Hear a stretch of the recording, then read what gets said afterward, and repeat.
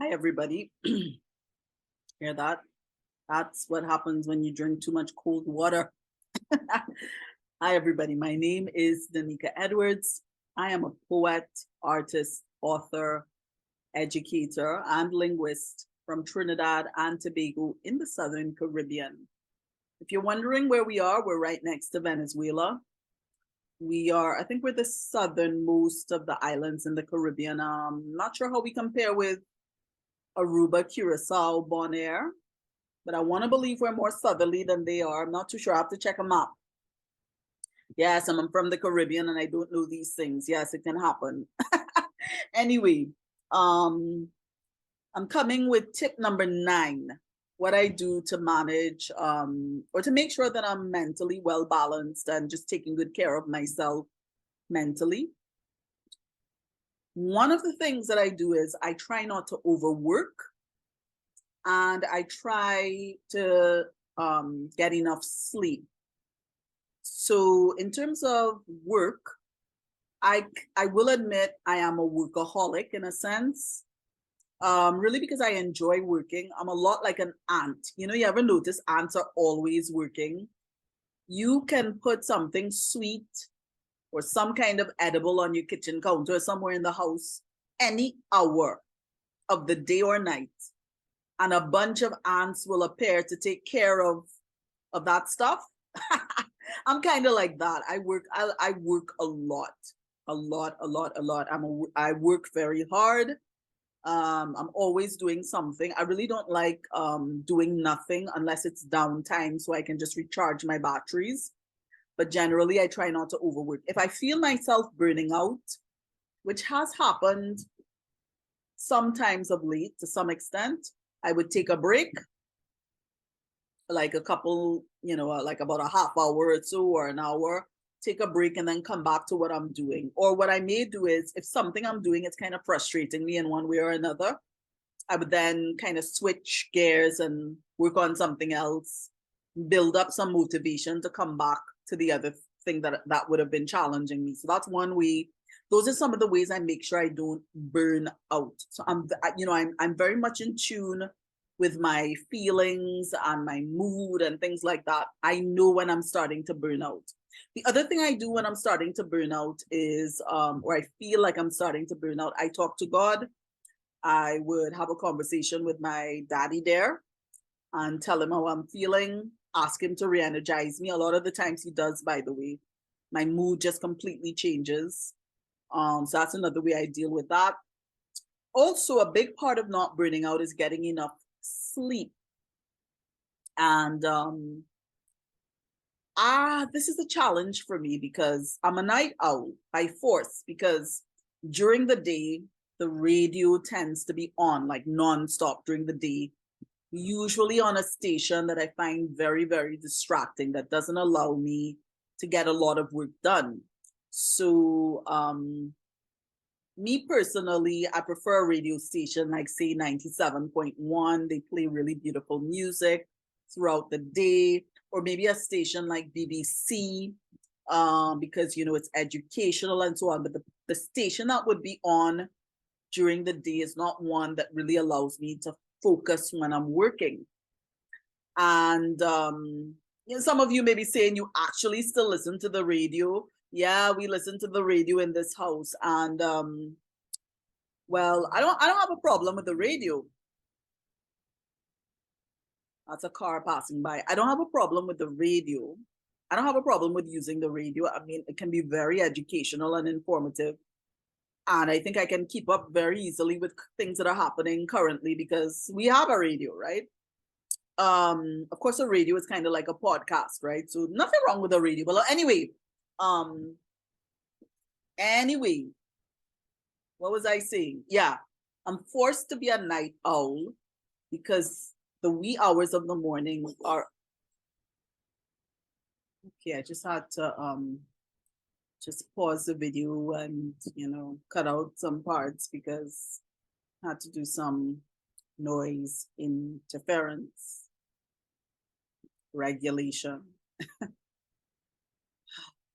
Tell you, I jump through hoops to do these videos. Anyway, like I was saying, I'm forced to be a night owl because the radio is on throughout the day.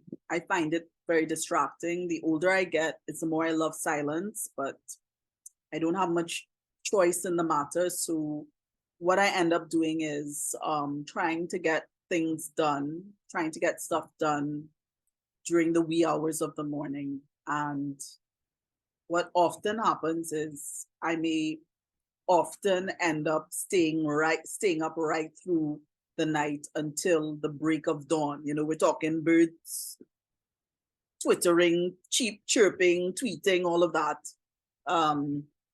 You know, I stay right up through the night, right? So that happens a lot of the time. So what I'm trying to do now is get to bed a little earlier. Certainly for now, at least by 2 o'clock in the morning, so that I can sleep a little longer while it's dark outside, because that's the best time to sleep, when it's dark outside. They say that the best time to get your rest is between 10, at least 10 in the night and 2 in the morning. That's when you get your best rest. So I hope that I can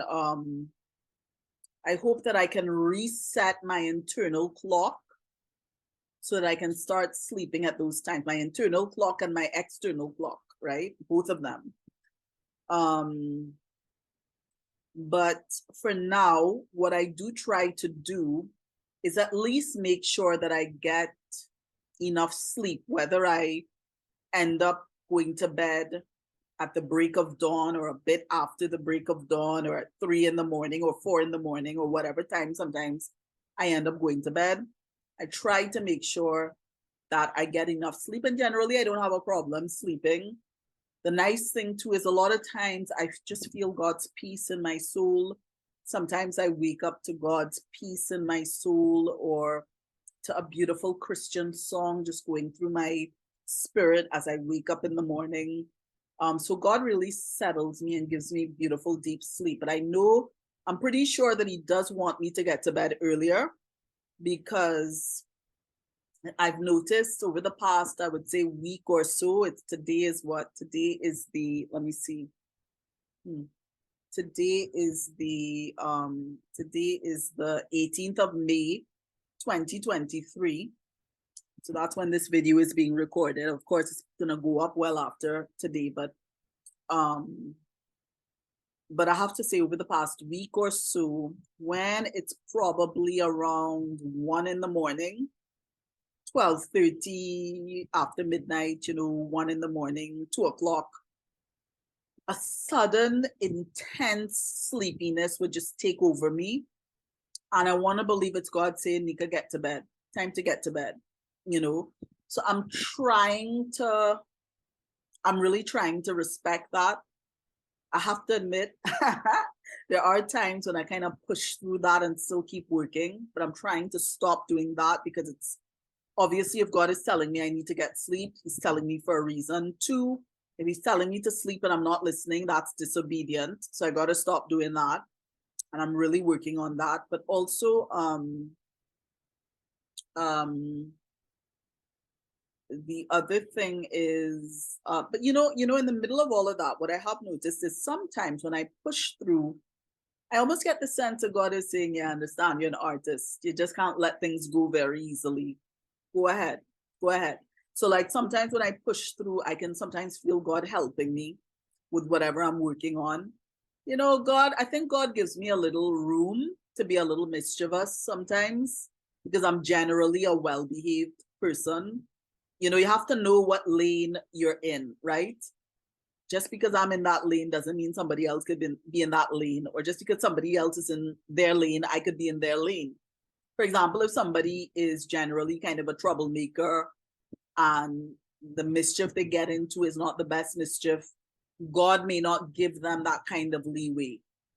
So God deals with all of us differently. He's a very personalized God in a sense, right? But anyway, long story short, my 9th strategy, the 9th thing that I do to make sure that I'm doing okay mentally, psychologically, emotionally, all of those things, is that try to get enough sleep.